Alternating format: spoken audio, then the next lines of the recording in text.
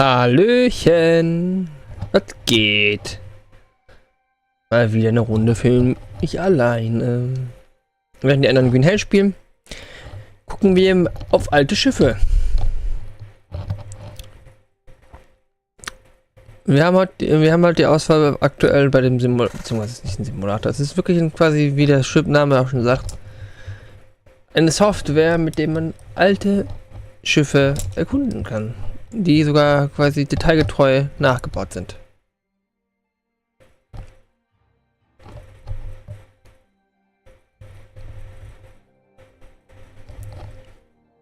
Ja, wir haben aktuell die Auswahl zwischen der SS United States und der SS Morro Castle. Und bald die Bismarck. Als kostenloses DLC.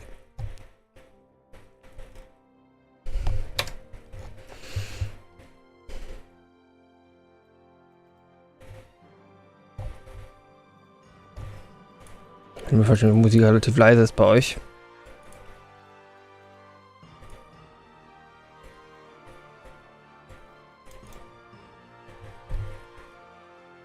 So.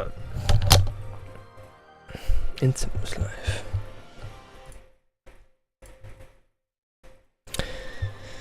So, dann wollen wir mal, ich würde sagen, wir erkunden, ich habe schon kurz reingeguckt, deswegen habe ich ein, zwei Achievements schon.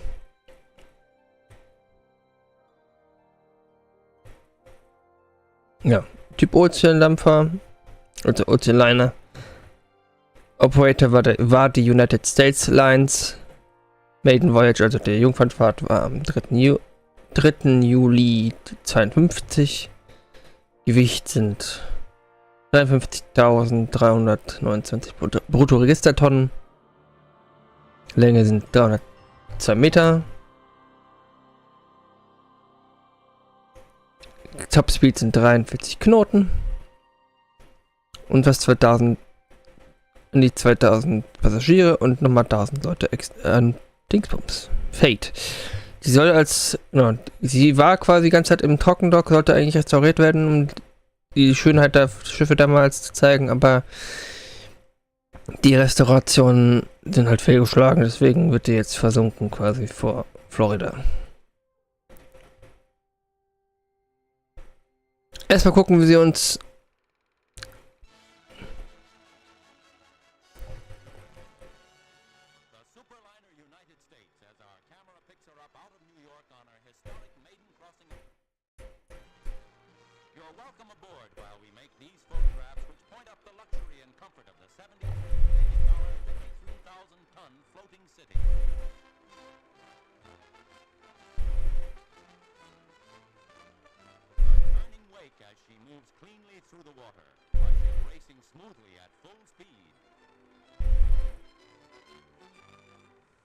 Nicht schlecht.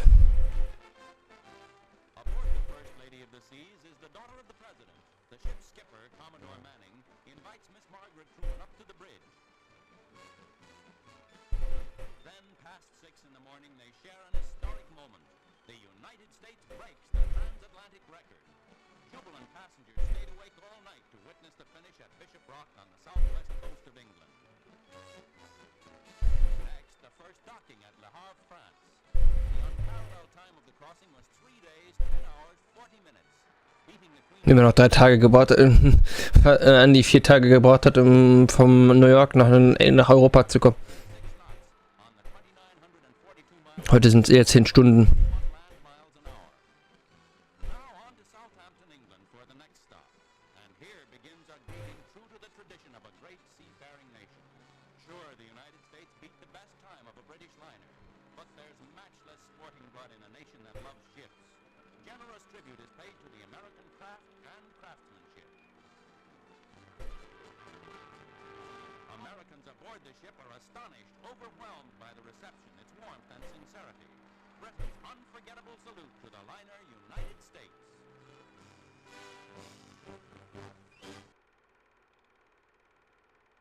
Ja, und das war quasi so ein kleines Intro zum Schiff.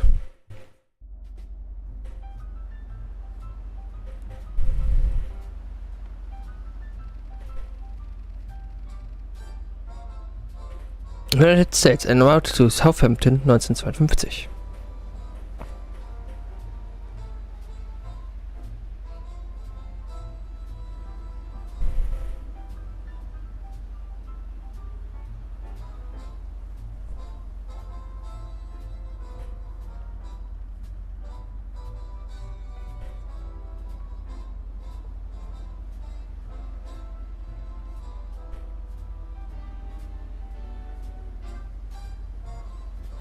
Naja, Ozeandämpfer sind schon schön. Aber man nicht viel sieht gerade.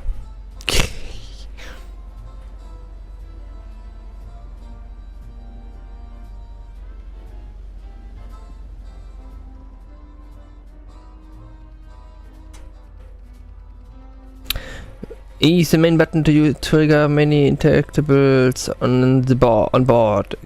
This equip Lettern, wenn es ein bisschen zu dunkel ist. Aha, dann, ja, Zeit kann man Wetter ändern. Wenn Horn auf dem Schiff existiert, kann man das nutzen. Mit H. Fotomodus mit Tab.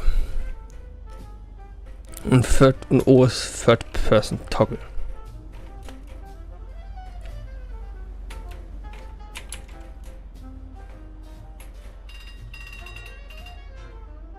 Lol.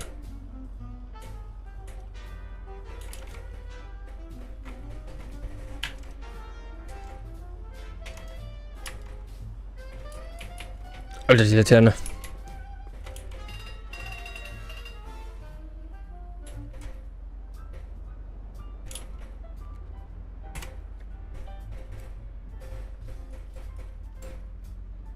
Ja, man kann und quasi man kann nebenbei, dass man die Schiffe erkundet, quasi auch noch quasi so kleine Easter Eggs finden. Ja, oben 2 Fotos schon gefunden, 3 Narratives zur Hand.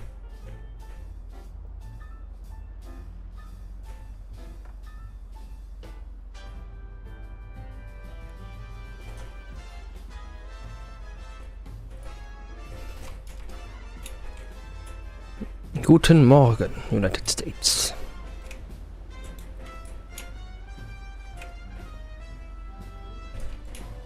Hä? Oh, geil. Welcome aboard. As you explore the ship, take many details, keep an eye out for interactive features. You hear factual narratives, read by Dingsbums, ja.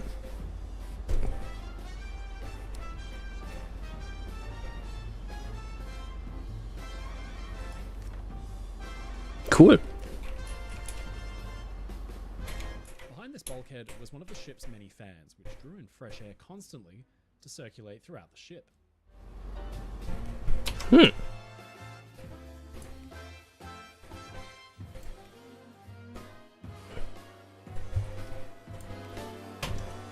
Ein bisschen lauter.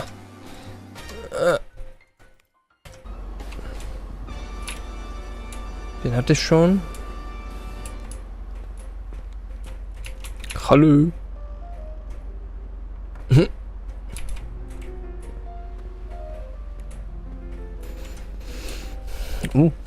Da oben war was. The DF loop was a crucial bit of navigation kit. It helped lock onto shore-based radio signals in any direction, which could help detailed position of the map. It was especially useful alongside radar off the notoriously foggy US East Coast on approach to New York City. The United States was fitted with searchlights on either side of the bridge, really only for use in special circumstances, like if she was enveloped in fog, but they could also be used to flash Morse signals to distant ships.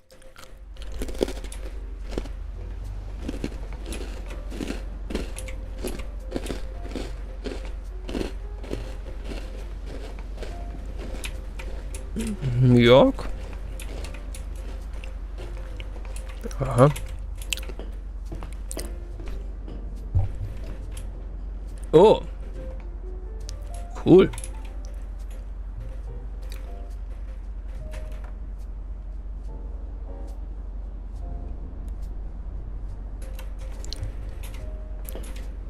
Okay.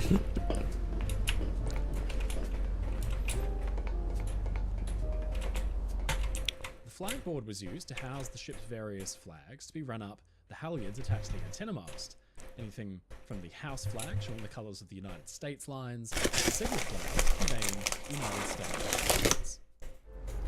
Cool. Oh.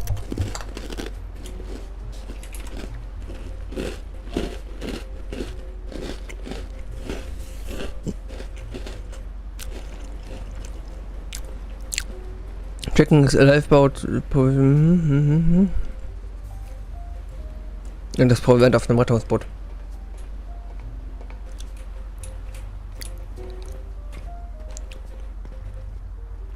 The bridge wings were crucial for docking and Boah. departure because they provided a fine, unobstructed view down the length of the ship's hull. United States bridge wings also have a polaris each, the kind of simplified compass used for maintaining bearing.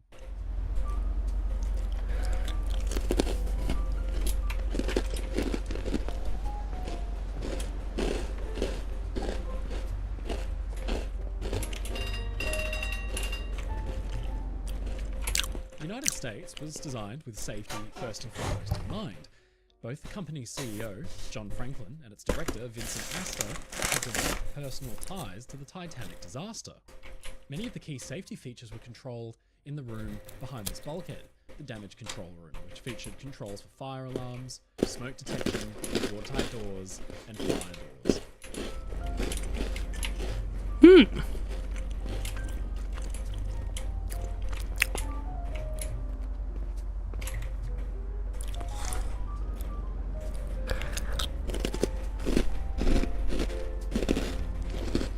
Okay. On the starboard side of the bridge deckhouse was the log room, which held the critical record-keeping information for the ship's crossings. But as with many spaces on United States, the inclusion of a dedicated room for the ship's logs was rather unusual.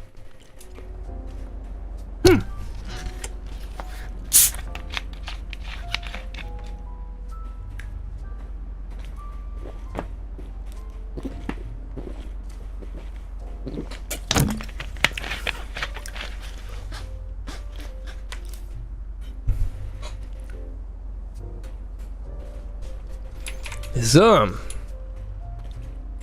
Das Foto hatten wir schon. Huch.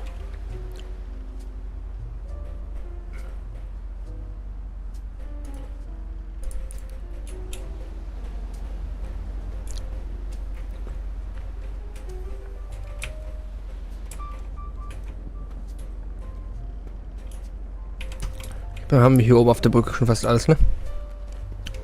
Ich habe hier oben sonst nichts mehr. Da ist noch was. These big mushroom vents fed air down to the fan rooms below and drew fresh air into the ship to be run through the miles of trunking for cabins, public rooms, and machinery spaces. Ich weiß, es ist für euch wahrscheinlich nicht wirklich interessant gerade, aber ich habe ein Faible für diese alten Schiffe, also.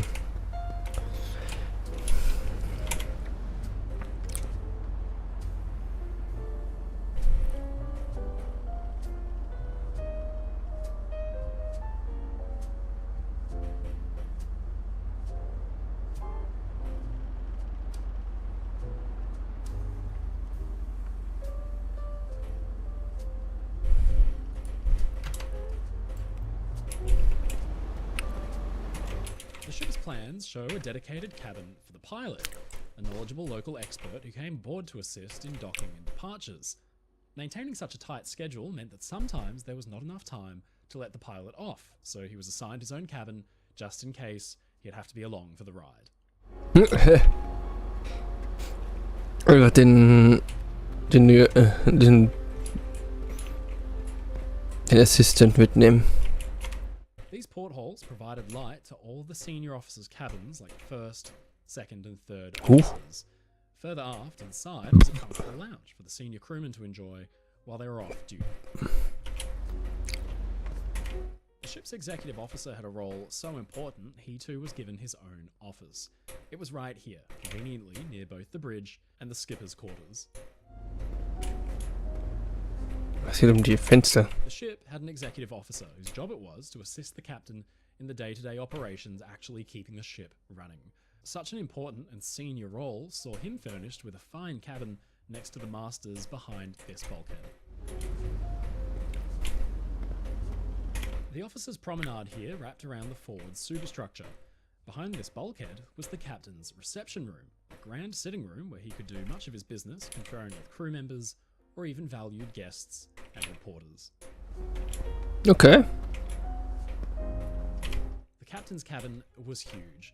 It was behind this bulkhead and was about the same size as the executive officer's stateroom and office combined. Like the other senior officers, he got his own bathroom, although naturally his was the biggest of all. Perks of the job, I guess.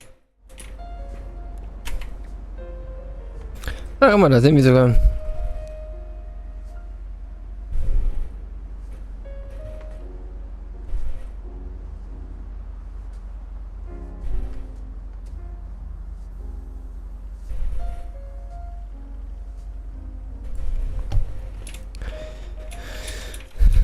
Chief officer's cabin and his office, comfortably furnished and near to the master's cabin. While the executive officer was the ship's second in command, the chief officer's role was extremely important in maintaining the running of the deck departments and all the major functional centers of the ship.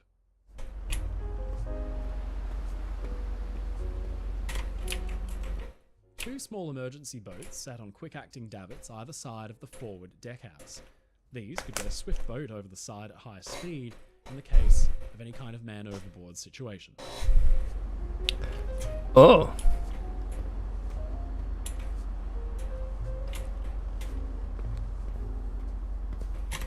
Communication was very important for modern liners like United States. In the past, radiomen had to share small, cramped quarters, but on the Big U, they got a fairly large stateroom each. Behind this bulkhead were the cabins for 6 radio officers. Okay.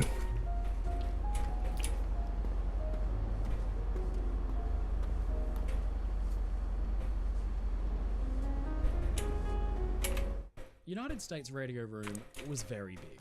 It takes up this entire section of deckhouse and was conveniently within just a few feet of the radiomen's cabins. United States' unique radio call sign, Kilo Juliet Echo Hotel, was world renowned. The radio room even had a reception desk where passengers could arrange telegrams to send back home. These double doors led through to the first-class forward staircase, where, 2 decks below, passengers could emerge at the main foyer on the promenade deck.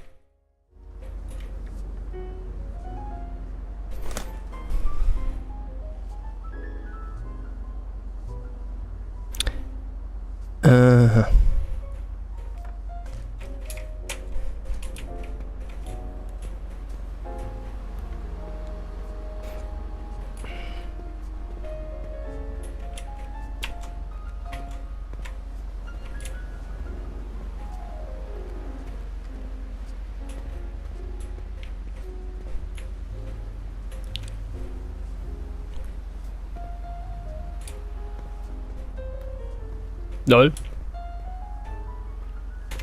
This game's deck was a popular spot for passengers to take in the sun and play deck tennis. Being positioned between the ship's towering red funnels, it provided a unique perspective and a sheltered place to relax if the weather just happened to be nice. Nice. Hä, hä. Dann gucken wir mal hier oben.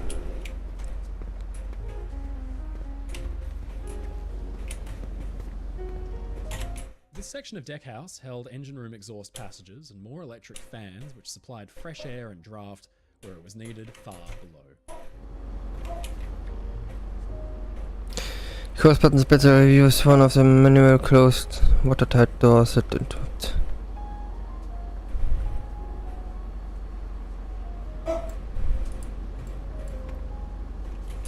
Okay. This is the location of the forward emergency generator room. Most ships had kept emergency power sets, but the United States was unique for having the emergency generators so high up in the superstructure, meaning that in the event of a disaster, the emergency lights could be powered right to the end. Huch.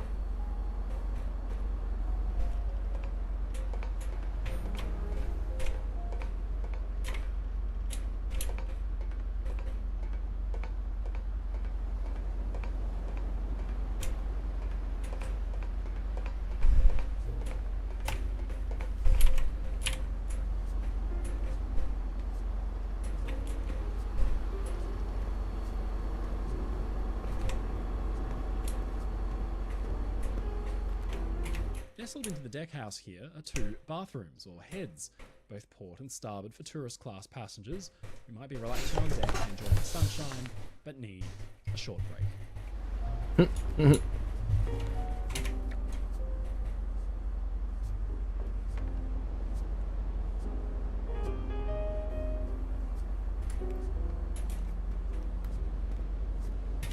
Behind this bulkhead is a fan room, one of many. These rooms contained powerful electric fans and units which circulated fresh air throughout the ship into the boiler rooms. Hiding the fans behind big casings like this meant a less cluttered deck for passengers to enjoy. These doors led down to one of the main tourist class stairways and gave tourist class passengers their own private promenade beneath the first funnel.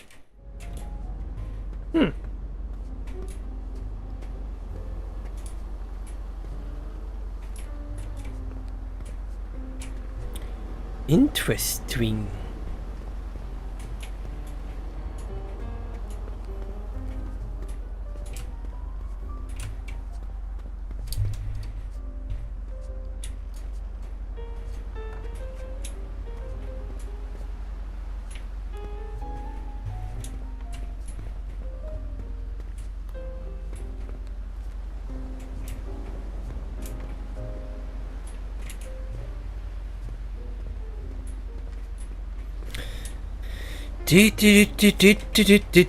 Mehr Decks, mehr Rettungsboote.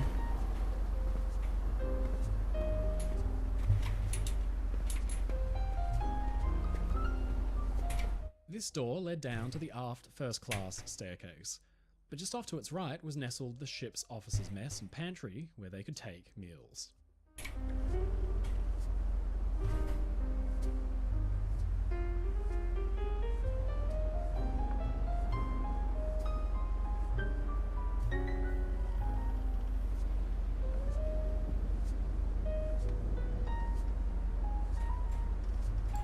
Null. Kommt man da hoch? 4 first-class cabins were installed here, providing some of the most unique views aboard the ship. Toll.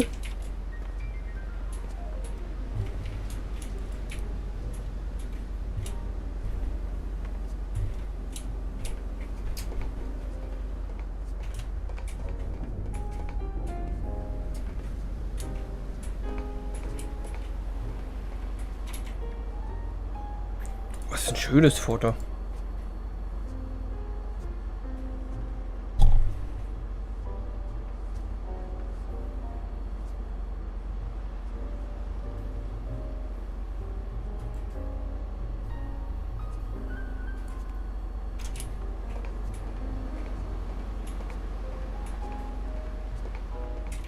This section of deckhouse was reserved for the ship's engineers so they could stretch their legs after long shifts down below. Naturally, the base of the number 2 funnel held a wide variety of fans, uptakes, supply trunks and machinery cleverly hidden inside and out of view of the passengers.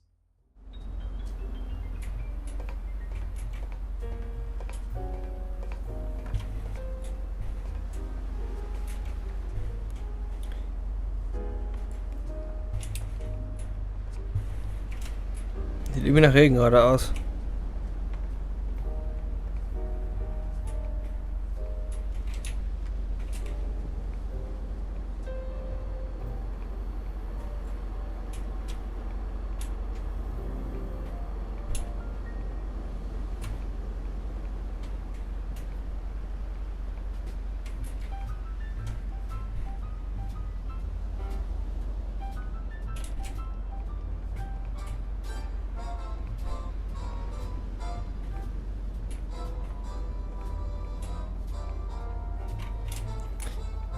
So, Dille.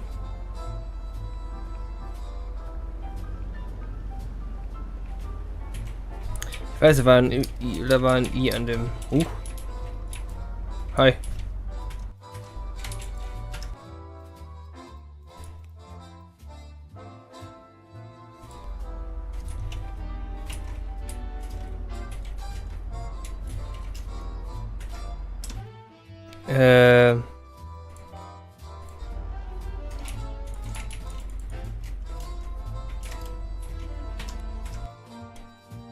Oh, im Ernst?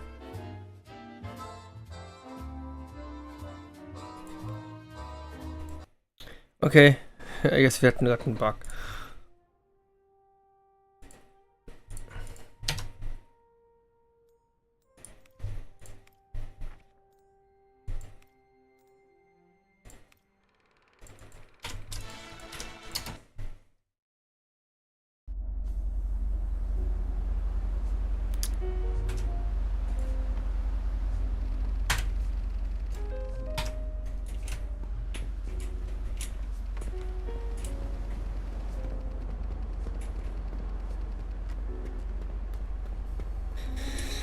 Hihihahuhahu.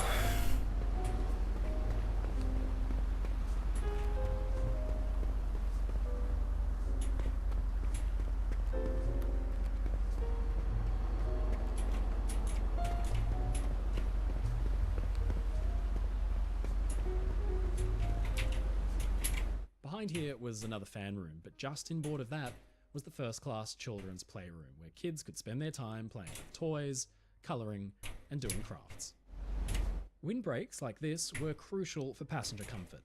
The United States was moving ahead at great speed, around 30 knots, which could send breezes ripping down the deck like a wind tunnel. These breaks would interrupt the flow and divert it away, meaning passengers behind could relax without feeling like they were sitting in a hurricane.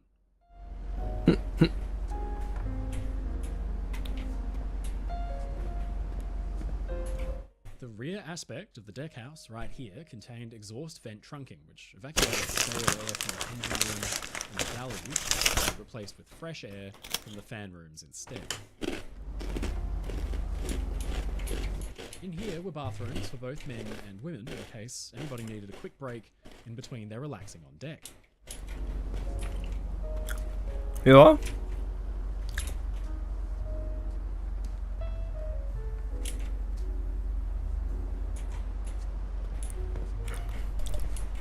Kann ich mir schon echt vorstellen, dass es relaxing ist, hier rumzocken.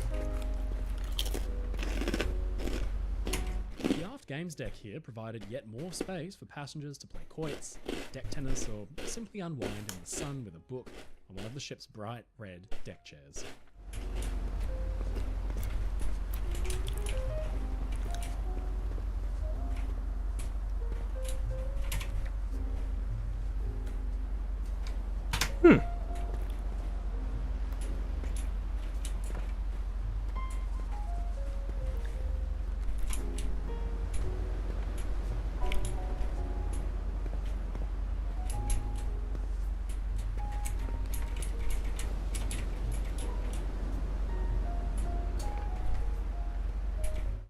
United States lifeboat complement was significant.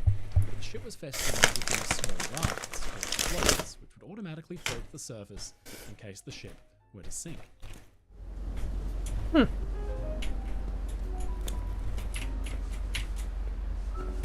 The engineer's lounge was behind this bulkhead, giving the engineers a relaxing space to unwind with plenty of natural light.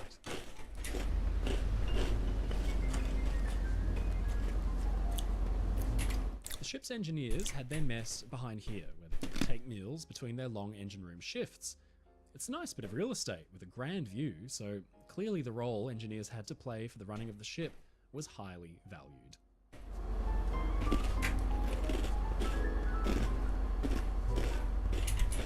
The base of number 2 funnel featured an enormous fan room at its forward end, showing just how important it was to draw as much fresh air as possible down into the liner's 53,000 ton hull. Glaube ich, ja.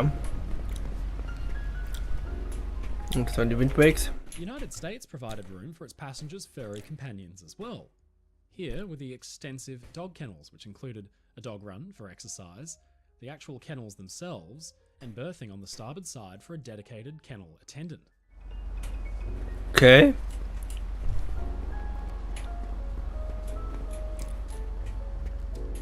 These double doors led through to the first class forward staircase, where, 2 decks below, passengers could emerge at the main foyer on the promenade deck.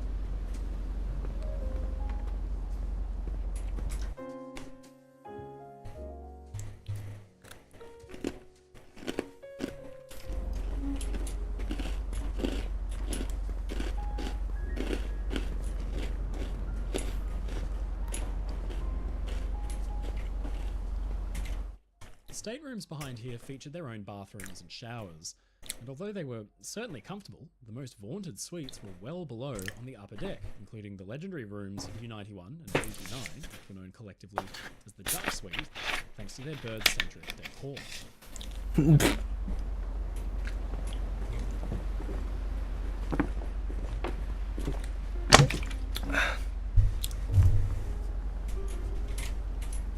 Hoppala.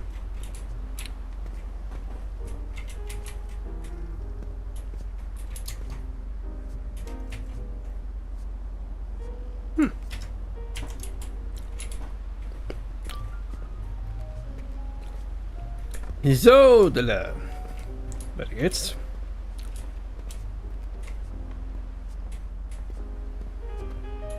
Dass man da noch nicht reinguckt, leider. These doors led into the first class berthing and main staircase, which led down to the main foyer.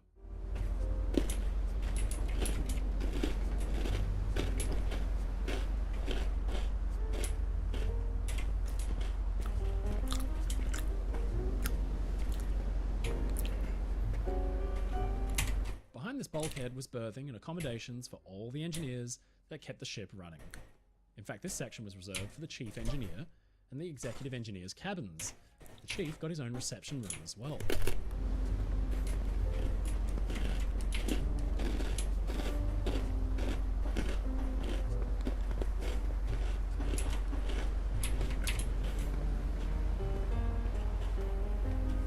Huch.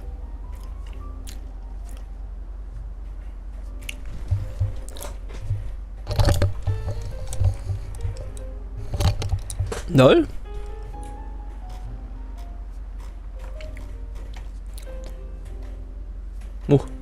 Hier mit F11 macht man.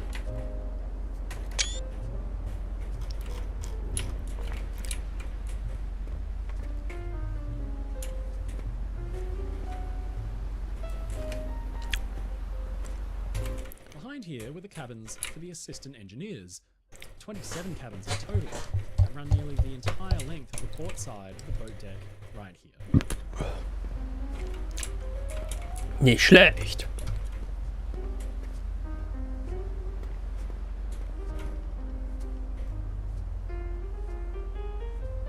Null. Ist sie gone? Okay.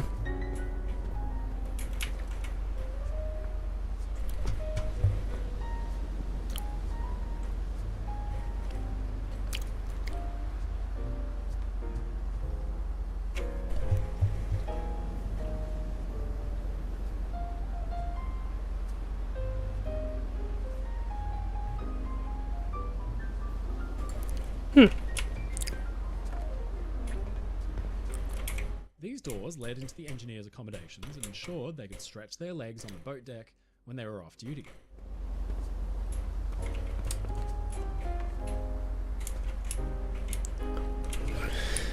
Du, du, du, du, du, du, du, du, du, du. These stairs led into the engineers' accommodation block. Behind here were rooms for all the third assistant engineers, about 12 in total.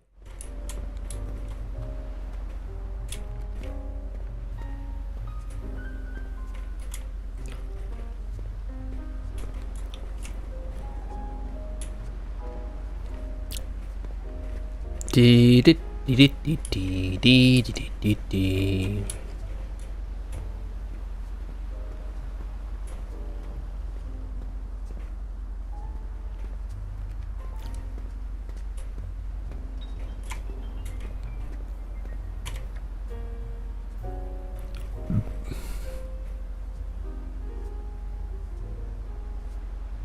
Ja, das sieht halt sehr. These twin sets of stairs provided access to first-class accommodations at the aft end of the deckhouse, with easy access to cabins S103 through S116. Behind this bulkhead was the upper section of a theatre which spanned two decks from the promenade deck below. Hier fehlt ein Fenster.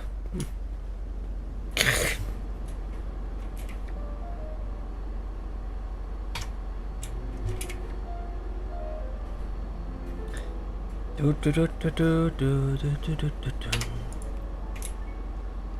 Das ist ein Foto.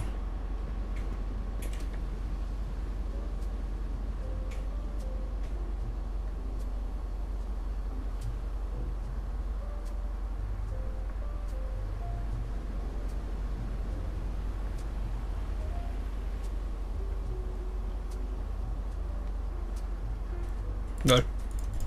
Cool.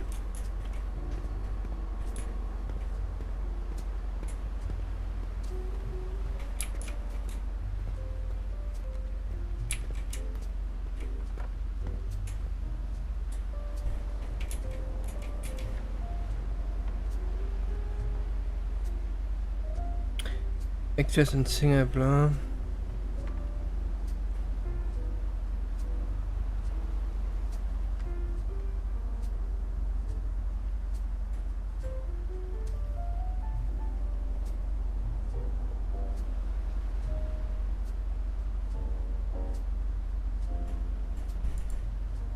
Okay. Viele Stars mochten das Schiff.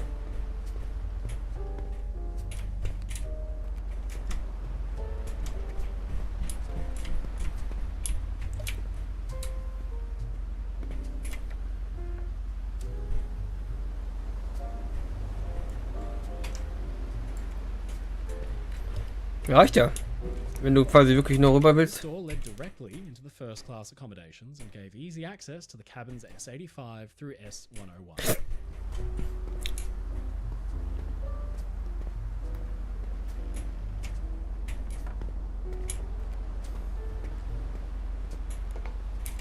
This set of stairs led up to the first class aft entrance, where the stairwell led down to the public rooms on the promenade deck below.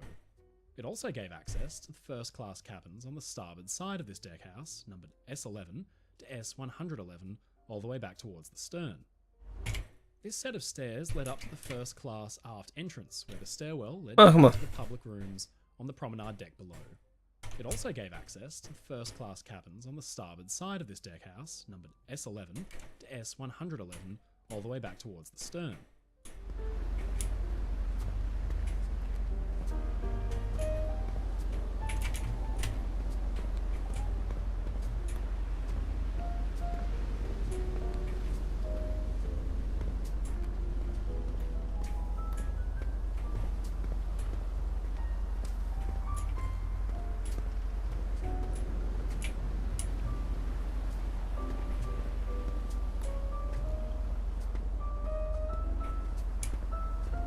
Die Tür hatten wir schon, okay.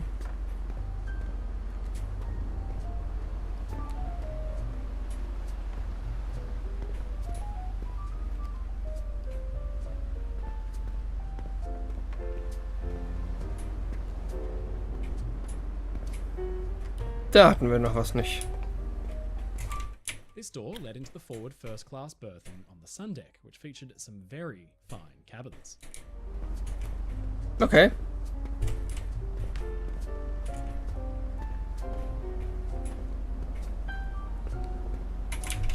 Wie die Türen sind uninteressant, okay. This extension of the forward bulkhead on the sun deck mainly held the machinery room for the tourist class elevator below it, but the port side also held the bathroom for first class cabin S12 right behind here.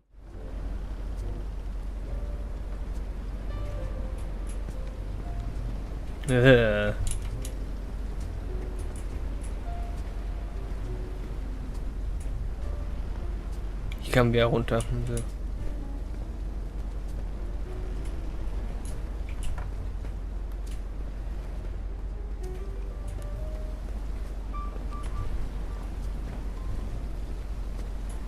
Dann erkunden wir mal den Bug. This entire section of the forecastle deck was used as an open promenade for tourist class passengers. They could emerge from the doors here that led directly to the middle of 3 tourist class staircases. But on big sea days, or when the wind was up, the doors would be shut and the deck closed to passengers. Probably more often than not.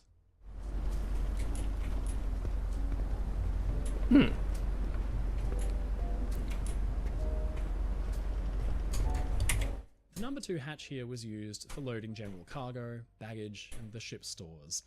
The shaft of the cargo hatch led down to the holds about 8 stories beneath your feet. Ugh.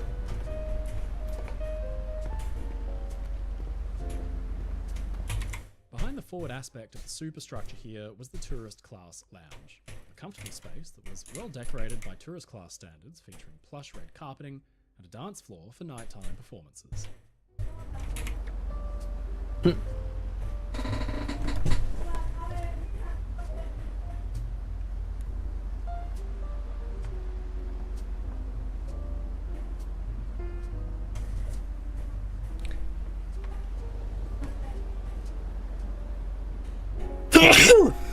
Papa.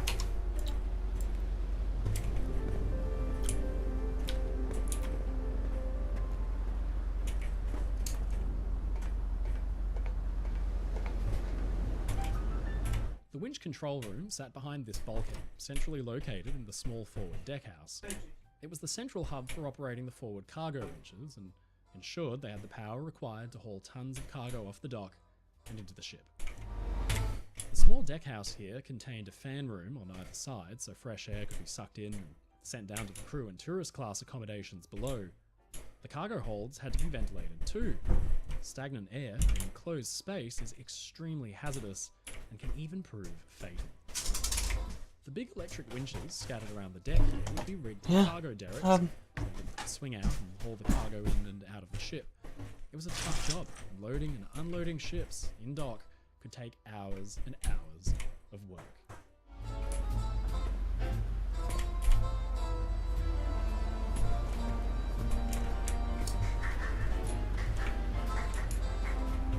Die Besatzungsquote ist hier oben nix, also. The number 1 cargo hatch led down to the biggest hold in the ship and was used mainly for general cargo. Down in the number 1 cargo hold was space for storing automobiles, something a car-centric post-war American society would have deeply valued, although getting your car across the Atlantic certainly can't have been cheap.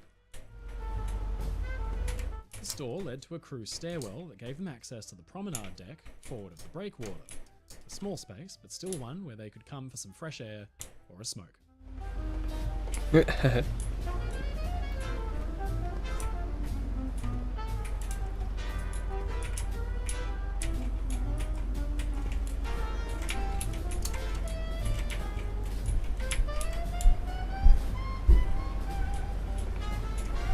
The trunking and vents on top of the deck houses at the bow here helped feed fresh air into the tourist class and crew spaces below. Keeping it off the decks protected them from seawater, and it meant more space for passengers and crew to stretch their legs. The cargo derricks stored on top of the forward deckhouse roof here were used to winch in tons of cargo down through the hatches and into the holds, everything from crates of machinery to Chevrolet cars. They were all stored and transported across the Atlantic aboard the Big U.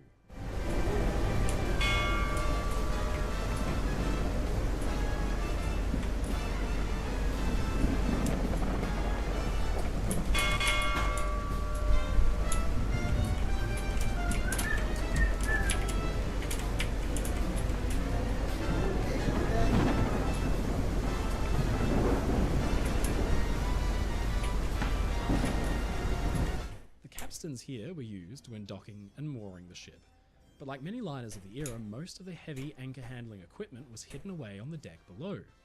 In fact, the huge windlass, anchor chains, and other heavy pieces of equipment got their own special mooring room directly beneath where you're standing. The crew open promenade was used mainly by sailors and stewards who were berthed in the bow, but when the weather was bad, the deck would have been unusable and even dangerous. So gut, dass ich im schlechten Wetter hier stehe.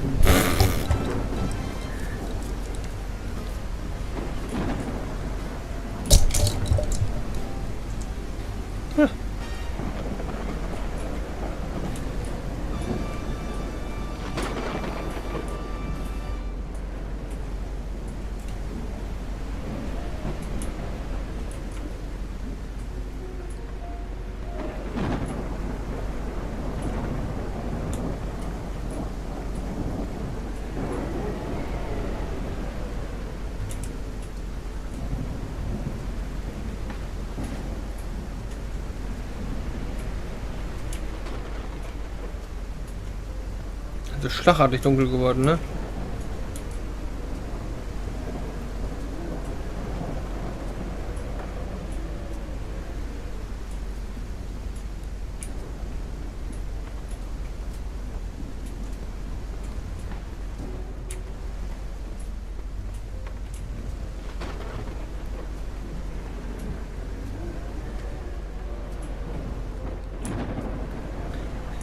Ich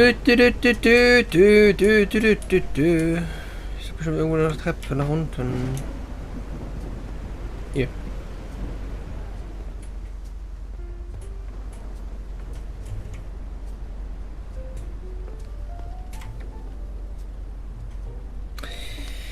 When you stairways opened into wide area, entrances, bla, nice. Natürlich gibt es keinen Narrative dazu.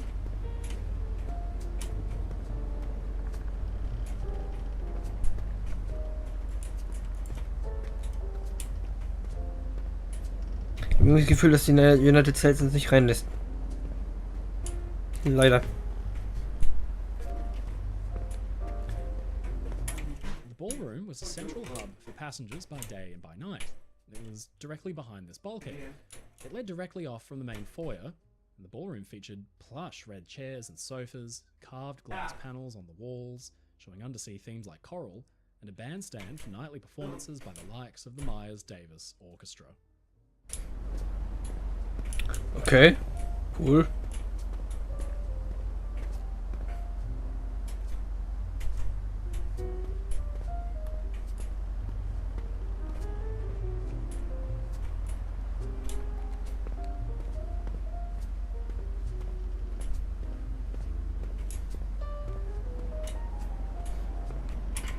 Known simply as the Special Restaurant or the First Class Grill, the tiny eatery behind this bulkhead was an extremely popular, reservations-only space that could only seat 50 at a time. This was where all celebrities came to dine, away from the riffraff, and surrounded by gorgeous cut crystal light panels designed by Charles Lynn Tissot. Curiously though, the restaurant did not have its own special menu and served the same food as the main first-class dining saloon.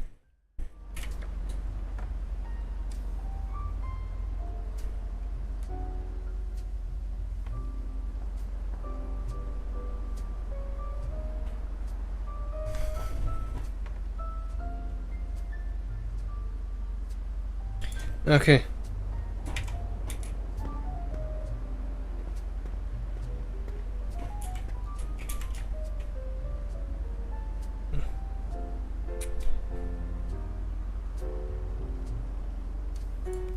Sieht eher aus wie ein Hotel, The Alter. doors here gave access to the foyer and the aft first-class staircase, where passengers could access all the major public areas from the observation lounge towards the bow, all the way back to the smoking room and theatre towards the stern.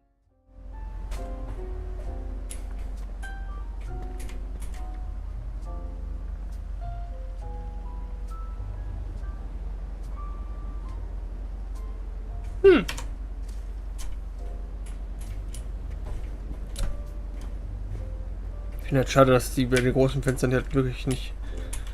The ship's first-class smoking room was a large space where passengers could get refreshments. The service bar behind this bulkhead provided drinks and snacks.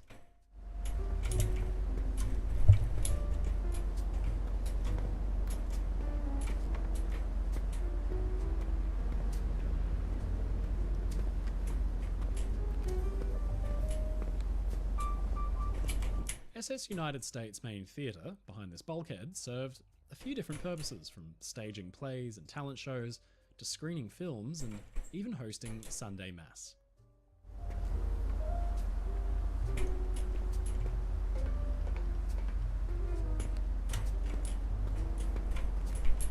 The ship's main theatre was accessible to both first and cabin class passengers.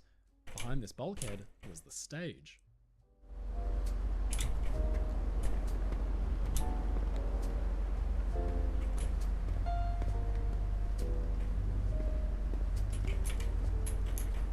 Mir fehlen halt die The Fenster. United States featured a small shopping centre located behind here that provided souvenirs, mementos, and luxury products.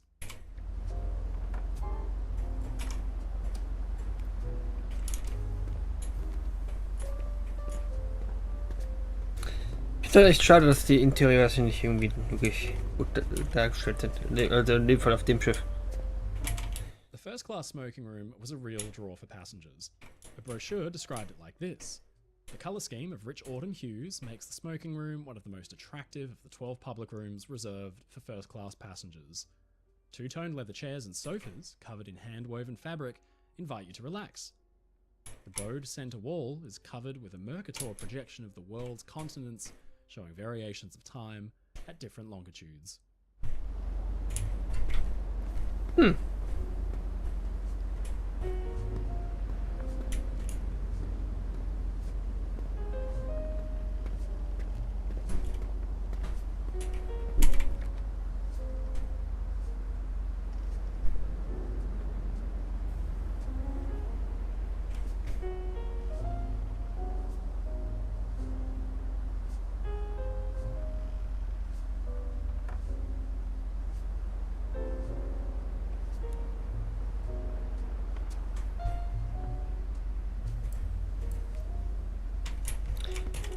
The cocktail lounge was nicknamed the Navajo Bar because its decor showed Navajo Indian artwork. It wasn't very big, but it was provided with a set of 4 enormous circular windows that allowed plenty of light to shine in.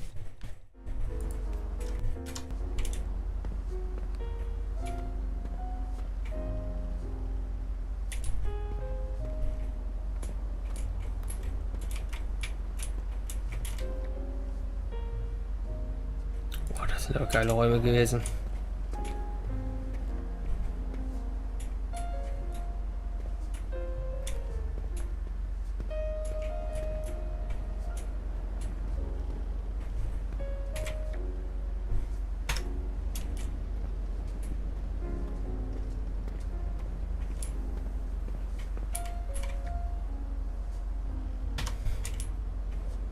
These doors led into the main foyer for first class. Turning left would take you to the first class ballroom, while the right hand turn would take you to the elegant observation lounge instead. Behind this bulkhead was another fan room for the ship's ventilation machinery, but beyond that was the observation lounge, a sumptuous room which spanned the width of the ship and was decorated with a pair of 9 by 12 foot murals by artist Raymond Wendell. Each of the 14 small round tables in the room featured a unique arrangement of applied stars in the pattern of a real constellation.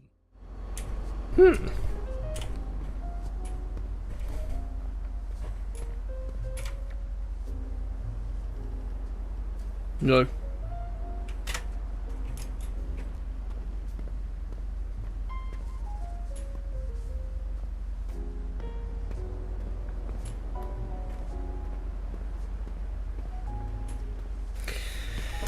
La la la la la la la la la la.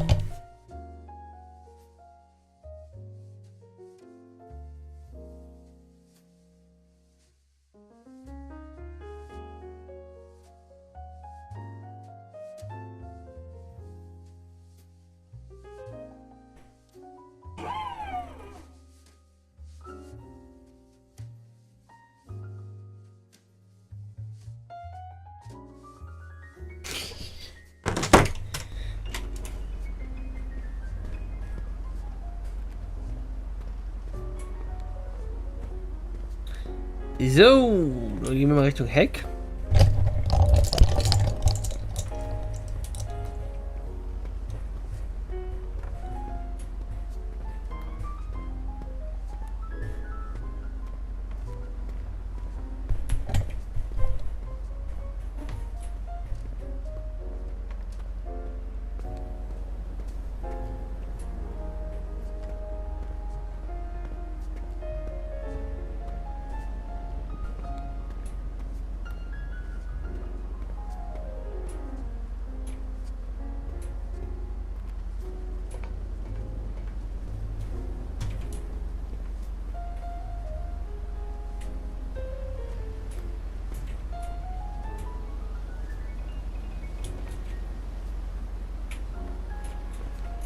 Behind this bulkhead was an electrical workshop where repairs and servicing for most of the ship's electrical systems could be performed even mid-ocean. Cool. Behind this bulkhead was another fan room which supplied fresh air for the decks below. Much of SS United States' interior was air-conditioned, a modern comfort that passengers and crew would have come to very much appreciate on summer crossings.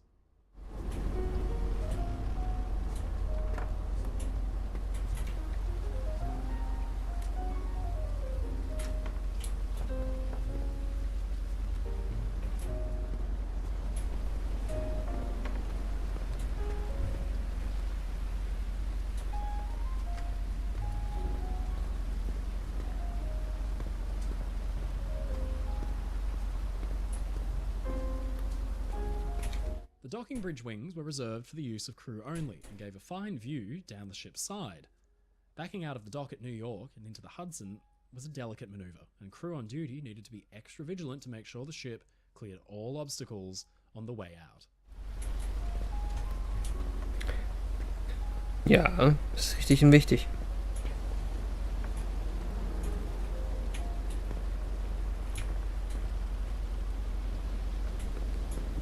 Erstmal machen wir das Deck hier oben fertig und dann. The docking bridge complex featured this aft steering system, which had all the necessary equipment to handle the ship, either as a backup or as a simple alternative for manoeuvring in unusual situations. Most of the time, the telegraphs at the wheel back here were sat wrapped under canvas to protect them from the elements. The docking bridge complex featured this aft steering system, which had all the necessary equipment to handle the ship, either as a backup or as a simple alternative for manoeuvring in unusual situations. Most of the time, the telegraphs at the wheel back here were sat wrapped under canvas to protect them from the elements.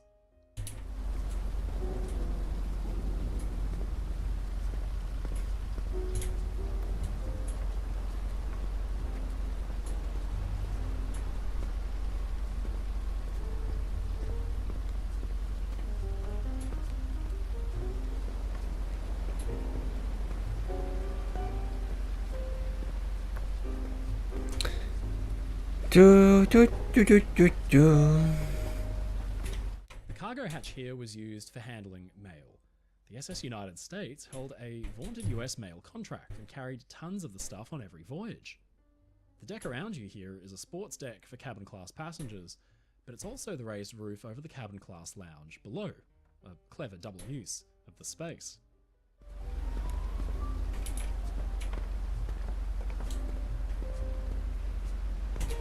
Another emergency generator room at the stern here meant that the United States could remain powered and lit up in a wide variety of potential disaster scenarios.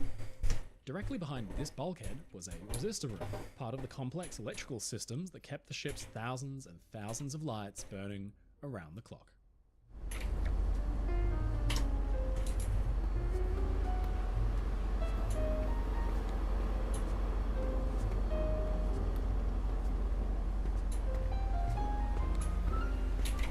This doorway led to the cabin class staircase that descended down to their lounge below.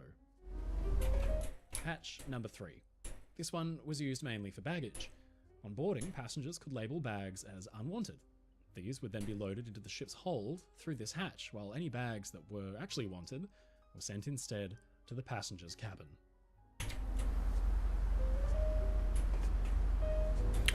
Dieser Unterschied mit Handgepäck und... The working deck top here was used during port stays to load cargo. The huge electric winches gathered around the deck could be rigged to the king posts and the cargo derricks overhead to swing the booms out and haul cargo up and down into the hatches positioned conveniently nearby. Elevating the working deck kept the heavy machinery out of reach of passengers and also provided a cleaner deck for the promenade below. The king posts did what masts on older ships had done, providing a tall vertical post to use as a base for the strong cargo derricks as they hauled cargo up over the ship's side and down into the holds.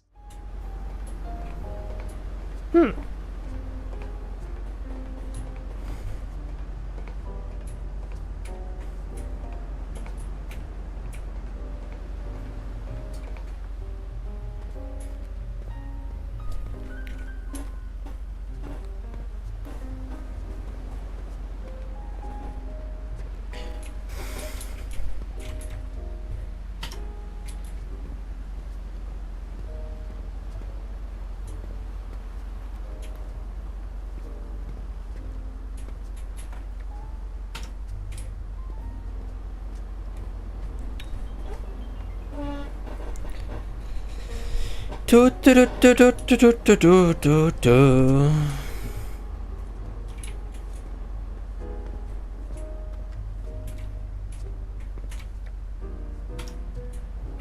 The cabin class lounge was a plush space that was beautifully decorated with a mural called the Mississippi, Father of Waters by Hildreth Nier, showing the river sprouting like a tree through the middle of mainland USA, while the walls around it were clad in pink beige aluminium leaf.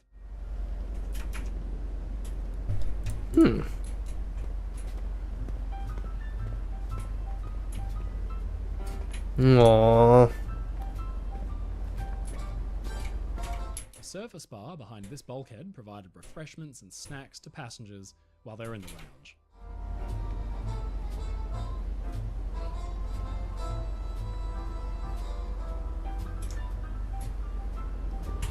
These doors led into the aft cabin class foyer, where passengers could access the lounge, their staterooms, or the stairs that led to the decks above and below.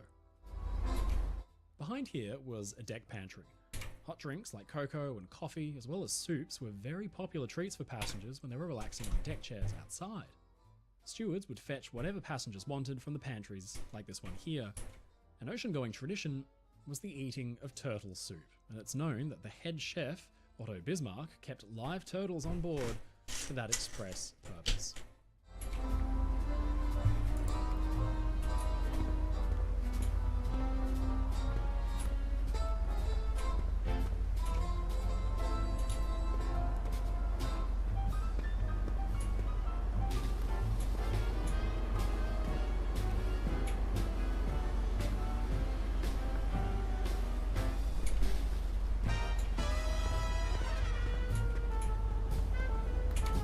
This small covered promenade gave some shelter from the elements, while directly behind this bulkhead was the small stage that sat at the back of the cabin class lounge.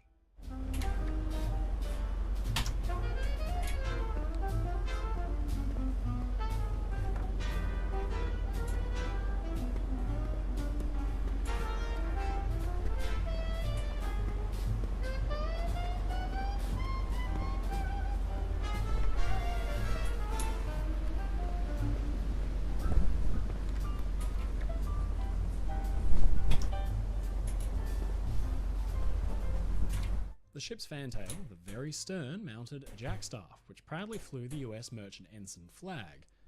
Meanwhile, the deck around it could be used by cabin class passengers for games or relaxing in the fresh air.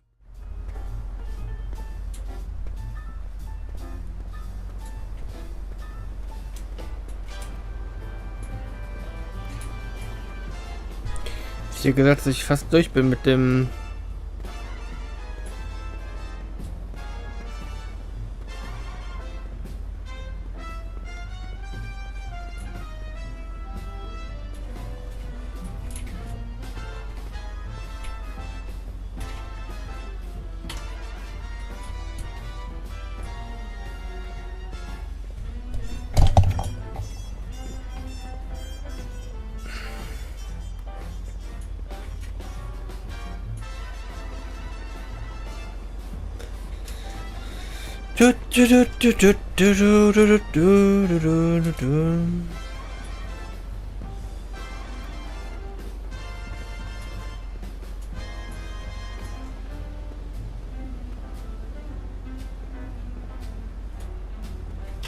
Ja dann.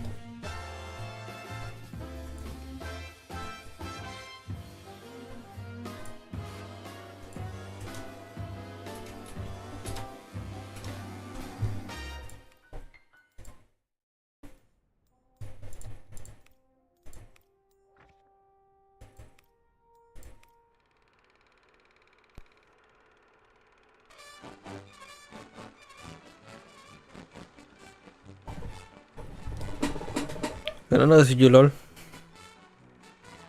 America's newest challenge for world supremacy in merchant marine is launched at Newport News.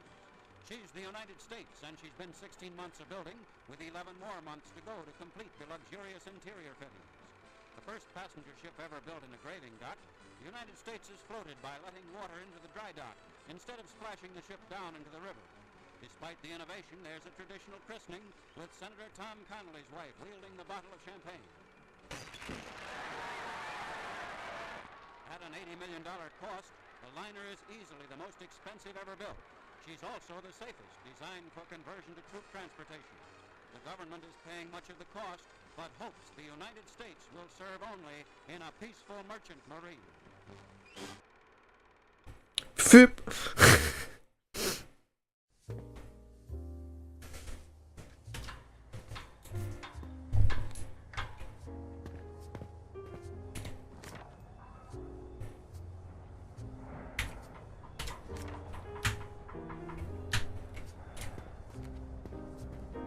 United States bow shape was ideally suited for slicing through waves.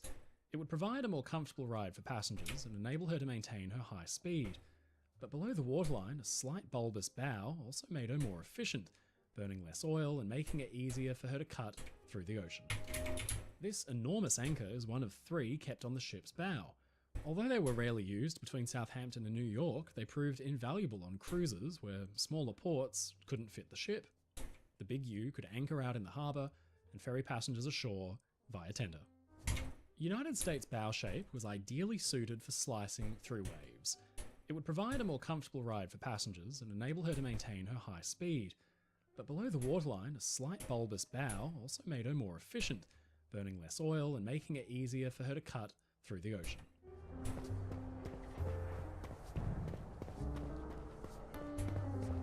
Mir fehlt noch eine einzige, glaube ich jetzt. This is one of the bilge keels that have helped provide some stability against rolling. The United States was one of the last generation of passenger ships built without retractable stabilizing fins. Instead, these shallow keels on either side of the hull help to keep the ship pointed upright in big seas.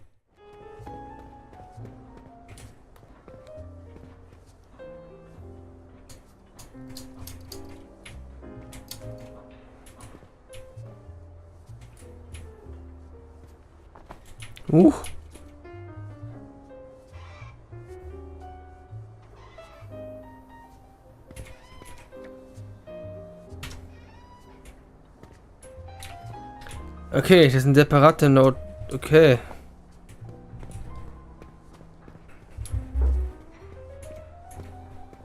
The United States featured an inner hull, like a second skin, that rose up high from the keel and protected from impacts from the side.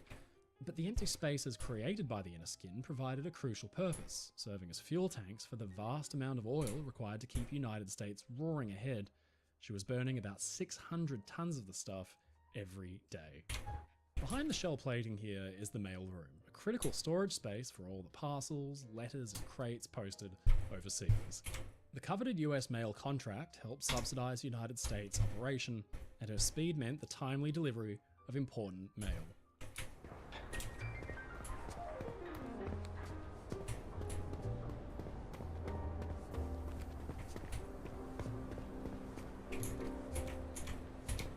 These propellers were designed by a team headed by the female engineer Elaine Kaplan, who was handpicked by Chief Architect William Francis Gibbs. She and her team created the brilliant screws, which each weighed 60,000 pounds, or about 30 tons. Famously, the United States could go as fast backwards as many ships could manage going forwards.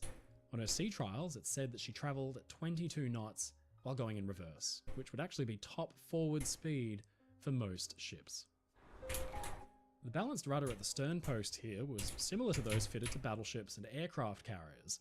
It was well suited to use at high speeds and made United States fairly manoeuvrable even for a ship of her size and speed.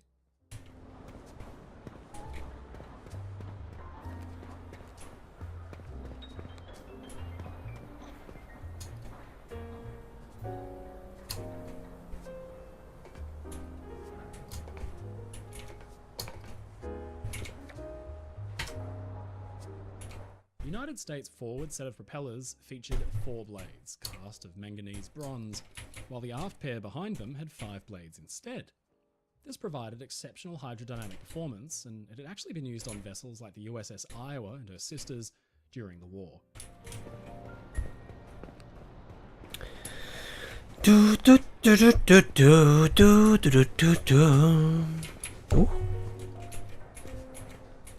You're standing almost in line with the watertight bulkhead that separated the aft boiler and engine rooms.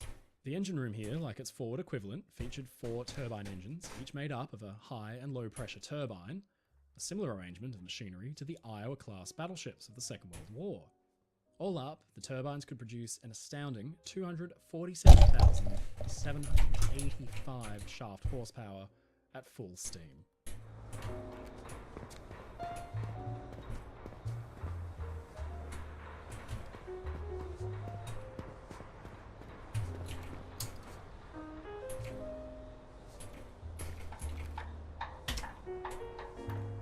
Because the boiler and engine rooms were separated into 2 separate units, the space in between could be used for storage, unlike on other ships where a single powertrain took up the entire length of the ship's lower hull.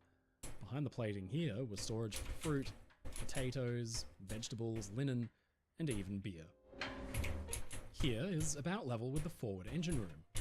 The turbine engines were separated into forward and aft rooms, each paired with a boiler room to protect against gunfire or torpedo attacks, hinting at the ship's secret dual purpose as an efficient troop transport in times of war.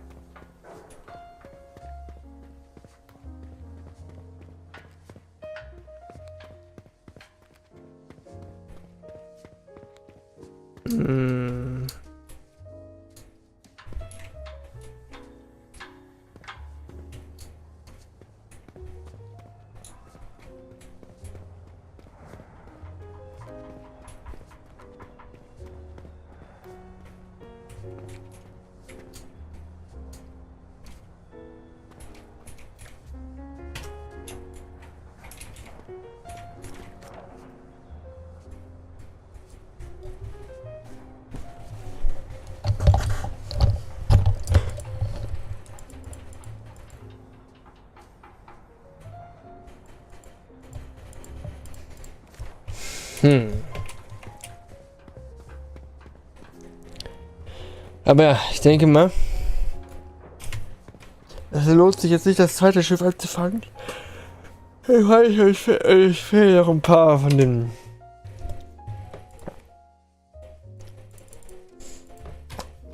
den Dingsbums, aber jetzt dann rumzusuchen wie ein Blödian, danach habe ich auch keine Lust. Deswegen würde ich sagen, ist Team Ende heute hier.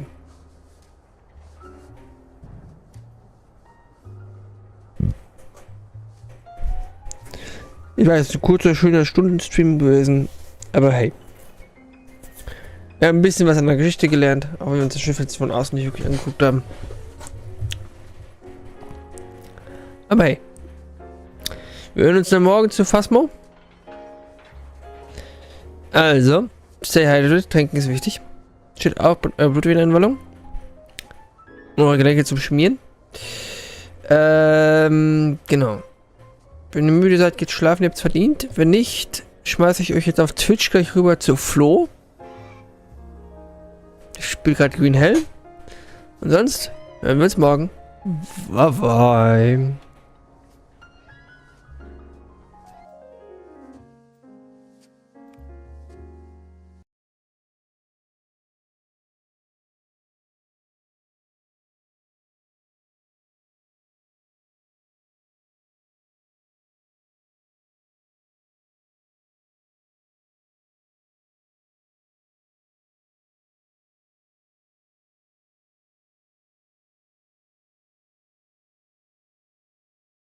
Lesen heute.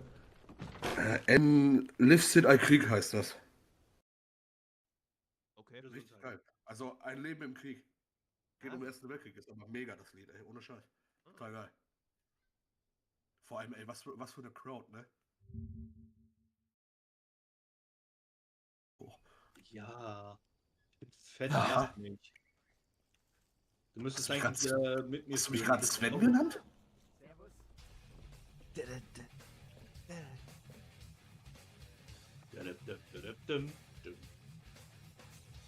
Bap, bap, bap, bap, bap, bap.